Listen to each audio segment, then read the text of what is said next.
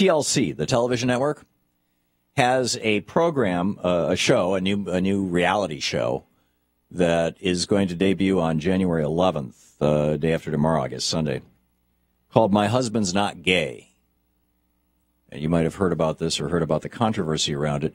And it's about men, most of them from Utah, most of them Mormons, presumably, who openly admit that they are attracted to other men.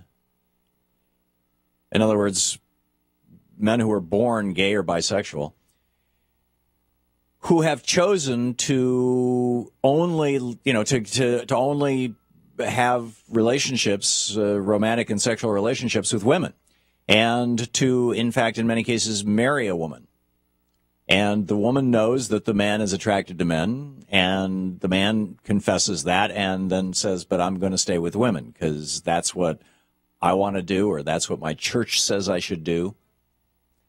And Louise and I have been kicking this around for a week or so. She's quite incensed about this program, particularly because it features a couple of people who are promoting the so-called reparative therapy, or whatever it's called, the ex-gay therapy that is promoted by some of these churches. One of the stars of this TLC show, Brett Dahlgren, has a history of speaking out on behalf of the ex-gay ministries, according to this Carlos Maz's blog over at MediaMatters.org. I'm really ambivalent about this.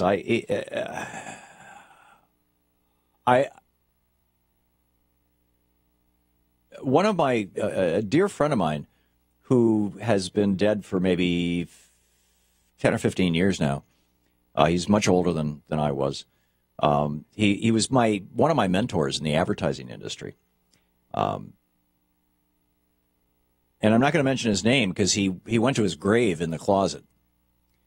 But he just a wonderful man who taught me so much. And he was married, had a son, had a good relationship with his wife. They were good friends. But he was gay. And, I mean, he acknowledged that to me and to several other of us in private. But no way in public was he going to talk about this.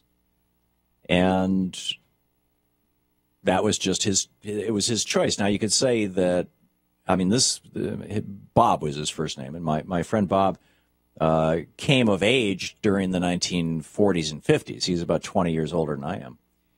And so you could argue that it was the homophobia of the time that was pushing him to live like that.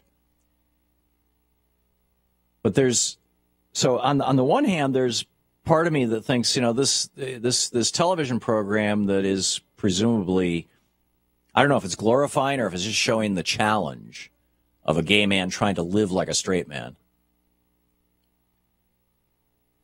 That on the one hand, you could say, okay, these guys are making a choice, and the women are making a choice, and they're fully informed, and you actually have to kind of salute them for being out about the fact that they are attracted to men and they're sticking with women.